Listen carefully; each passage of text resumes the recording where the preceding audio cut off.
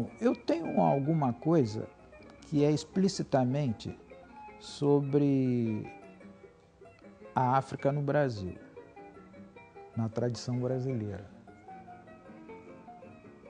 como esse livro Gosto de África. Além dessa maneira explícita de falar da África, tem a maneira mais importante, que é a maneira implícita. Eu não digo assim, vou falar de África, vou contar a história de África, mas se percebe na maneira literária a influência africana, a matriz africana, digamos assim, né?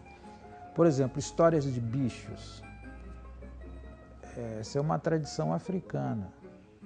Tem uma diferença entre bicho e animal, que não interessa agora a gente falar, mas animal é uma coisa, animal da floresta é uma coisa, e bicho é outra coisa. Bicho é outro tipo de animal, é um animal cuja concepção, esse animal, esse bicho, é africana.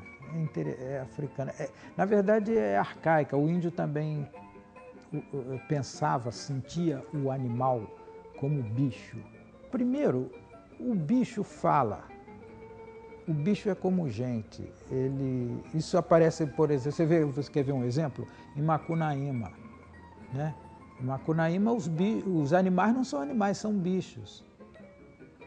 Então, o bicho é o animal encantado, é o animal que está muito próximo de nós, que foi nosso antepassado.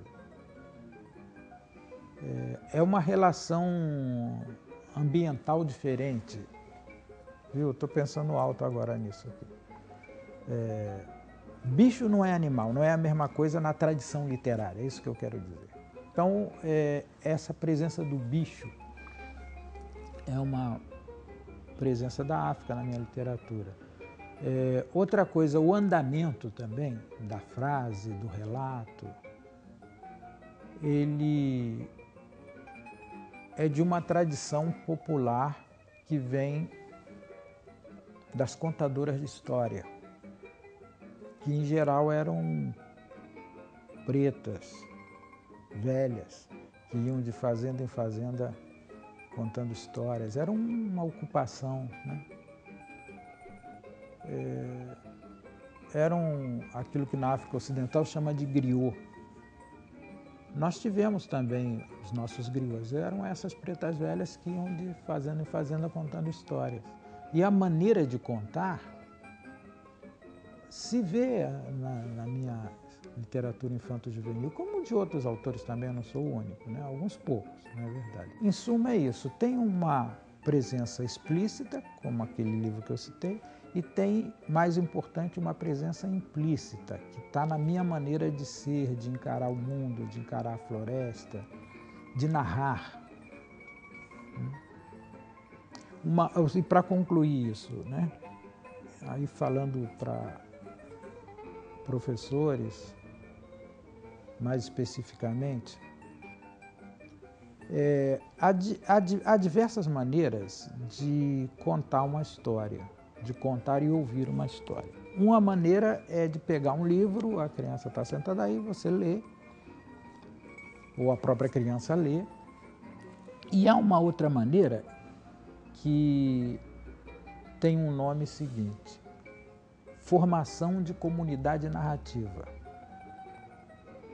que é um grupo de pessoas que senta para contar e ouvir histórias.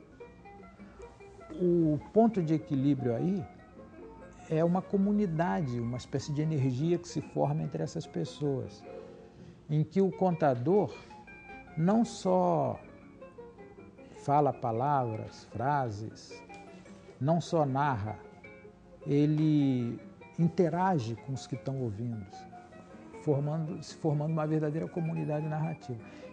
Essa comunidade narrativa é uma tradição negra nas Américas, não é só no Brasil, né? Por exemplo, no sul dos Estados Unidos me apresentaram contadoras de história que trabalhavam por essa maneira, formando uma comunidade narrativa. Nessa comunidade narrativa não é só não é a palavra até que importa, é o gesto, é a cara, é o silêncio que se faz de repente, uma certa ginga na narrativa.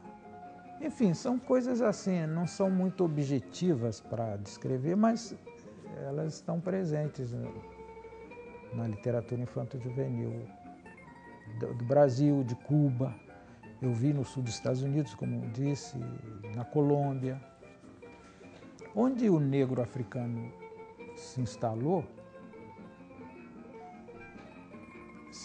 com ele um contexto cultural determinado, né? E, sobretudo, uma maneira de narrar, de contar a história.